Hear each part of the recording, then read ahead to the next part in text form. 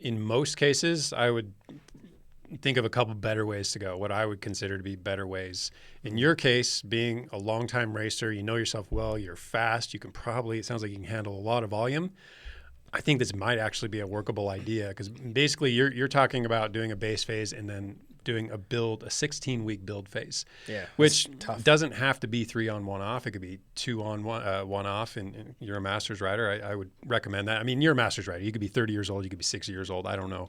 If you're toward the latter or the older end of that, I would absolutely recommend 2 on 1 off. If you're younger, maybe the 3 on 1 off works well.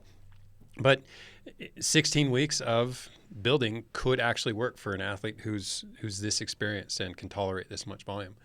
So I think it's not a bad idea. And obviously you're going to reassess 3 times over the course of that. So you're going to keep on inching it up. And I'd be willing to bet if you've made it this far in your career and you're still getting results like these, that you recognize danger signs. And you're probably pretty good at backing down the training when it's necessary. Yeah. So the danger signs, I see they could be very much evident in this. Like this is a common, or there are a lot of pitfalls with this one, basically. Just because basically when you're in a build phase, it's a substantial amount of work. It's pretty tough.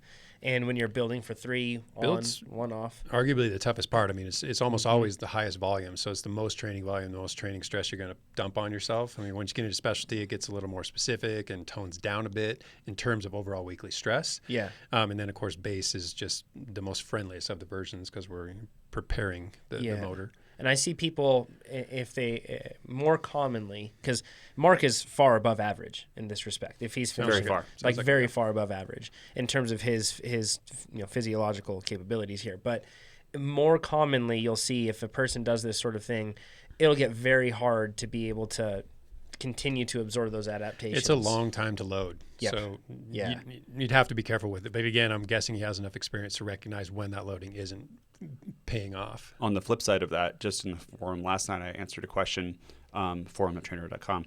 Someone said, I'm training for Leadville and I'm super tired. And what they're doing, Leadville's 8.5 months away, and they're on sustained power build right now. Whoa, yeah. And they're getting tired right now. Yeah. I think they had so much time that they were going to go sweet spot, build, and then restart it. Mm-hmm. And I would say though, I mean, sustained power build 2 is it's a hard plan. So either go to a lower volume, or I said drop back down a sweet spot. There's no if you're getting tired this early, and I've done this before for an Ironman.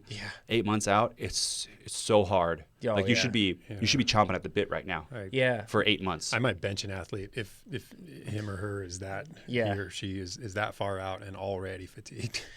So I said take a recovery week right away. Yeah, but you might even go as farther than just take a week off completely. Yeah, probably, and then a week of recovery, and then maybe get back into it, and recognize that you're firing on all cylinders at that point. Yeah. More commonly, if you have extra time to be able to repeat something like this, we'd usually recommend repeating sweet spot base, or the base phase, or like the second half of sweet spot base, sweet spot base 2. That would be something. And in this case, Mark, it seems like you skipped the second part of sweet spot base. Extending base is typically more tolerable. I mean, it's just lower on the intensity, lower on the volume. Either way, lower on the training load. Let's put it in those terms. It's still hard. But it is. Yeah, I'm not trying to make it sound like it's easy. This is all I'm speaking relatively. So, but extending base versus extending build, I would almost always veer towards base. If we're a newer athlete, an athlete who's new to structured training, new to power-based training, an athlete who hasn't been competing and winning at a high level, I would absolutely steer him back toward base. Yeah, agreed. That's the much more common approach. If you're looking to double up phase because you have extra time, common questions. We get a lot about this sort of stuff. If you're looking to double up, we recommend in most cases that you double up or extend the base phase somehow and then kind of build into things. That's usually the safest approach. You're still going to get more fitness out of this. That's a good thing. The one that I personally find the toughest to extend is the build phase. On the specialty phase, you'll be surprised at how much you can kind of extend things for, maybe even up to 4 weeks, who knows, maybe something a little more even, depending, maybe a little less. But just by repeating that final week, that's not quite as intense and making sure that you're not overworking yourself. So when you're talking about extending the plan because you have extra time, those are all different ones. Yeah.